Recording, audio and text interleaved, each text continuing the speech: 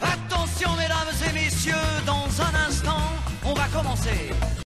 Bonjour, mon nom est Philippe Tremblay. Je suis l'auteur du guide du coureur dans le cadre de mon projet intégrateur. Aujourd'hui, je vais vous parler de la course à pied. Il y a plusieurs personnes qui vont penser que la course à pied, la technique est à négliger. Au contraire, si on s'applique à une bonne technique, on peut avoir de meilleurs chronos. Puis comment je vais procéder aujourd'hui? Je vais décomposer la technique à partir du haut du corps vers le bas du corps.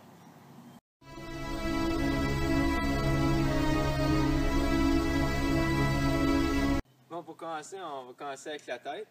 Quand on court, c'est important de garder la tête haute. Ça va nous permettre d'avoir une bonne fluidité au niveau de la foulée. Puis aussi, qu'est-ce qui va être important, c'est que ça va nous permettre de voir loin à l'avant, c'est-à-dire que ça va nous éviter certaines collisions qui peuvent parfois engendrer certaines blessures.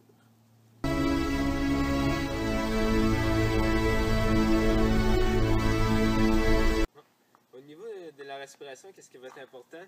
C'est d'inspirer par la bouche. Ça, qu'est-ce que ça va permettre? Ça va nous permettre d'inspirer plus d'air, alors du fait même mieux s'oxygéner.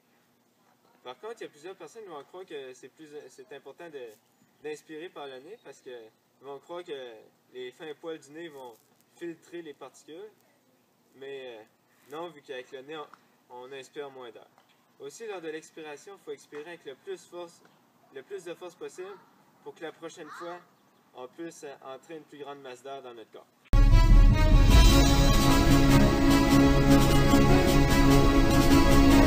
Maintenant, je vais vous parler de la technique au niveau des bras. Qu'est-ce qui est important au niveau des bras?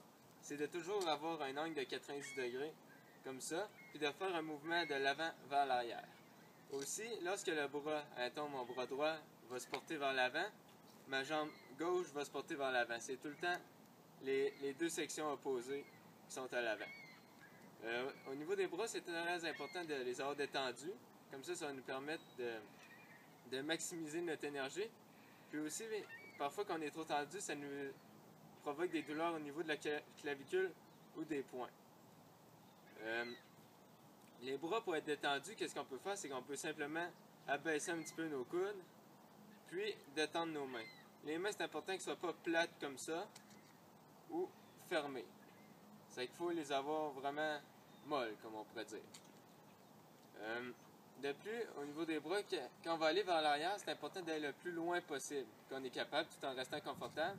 Ça va nous permettre de grossir notre cage thoracique pour lui permettre d'absorber un plus grand volume d'air.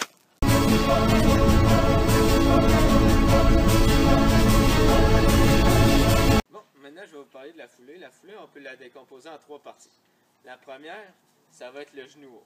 C'est-à-dire, je vais commencer. C'est important de faire une jambe à la fois, pas les deux, parce que sinon on va courir, ça ne sera plus de la course. C'est qu'on commence avec un genou haut.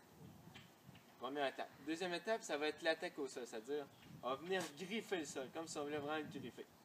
Poup! Puis, je reviens avec un talon aux fesses, que j'essaie de garder assez compact pour vraiment maximiser mon énergie, puis y aller d'une foulée plus rapide. Puis, c'était tout pour la foulée.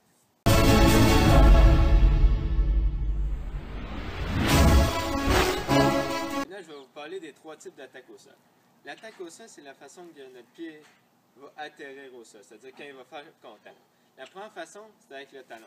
Ça s'adresse à des personnes ayant un surplus de poids, voulant diminuer, vu que ça va diminuer les douleurs au niveau du genou. Au niveau du genou. C'est que pour les personnes souffrant de surplus de poids, ça va être très avantageux. Mais par contre, avec cette technique-là, elle va vraiment diminuer notre vitesse.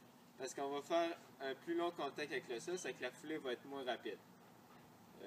De plus, elle peut engendrer des blessures au niveau de la cheville, parce que comme vous allez voir, si j'atterris avec le talon, la cheville est directement sous le point de contact, ça va faire une énorme pression.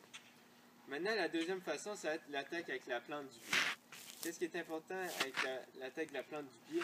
C'est vraiment d'atterrir avec la plante du pied. Qu'est-ce que ça va permettre? Ça va nous permettre d'aller chercher une plus grande vitesse. Ça veut dire que ça s'adresse à des personnes courant de courte distance ou voulant vraiment aller à un plus haut niveau, vraiment aller à une vitesse maximale. Par contre, cette technique-ci sollicite énormément les mollets, le tendon d'Achille et les tibias. Mais elle va réduire la pression au niveau du genou et de la cheville. La troisième façon, c'est un entre-deux, ça va être l'attaque avec le centre du pied.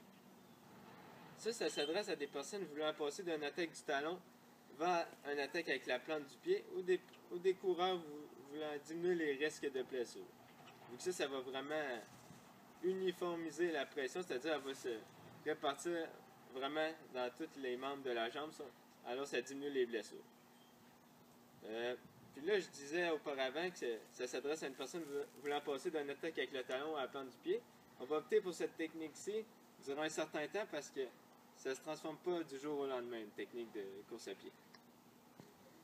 Par contre, cette technique-ci va diminuer un petit peu la vitesse du coureur. Maintenant, il me reste un point à parler au niveau du pied, ça va être la flexion plantaire.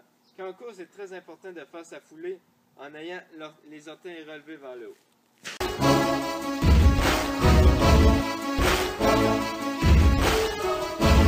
Bon, maintenant, je vais vous montrer qu'est-ce que donne la technique en mouvement. Ma première course va se faire avec une attaque avec le talon, ma deuxième course avec une attaque avec le milieu du pied et la troisième avec la plante du pied. Alors, on peut passer à l'action.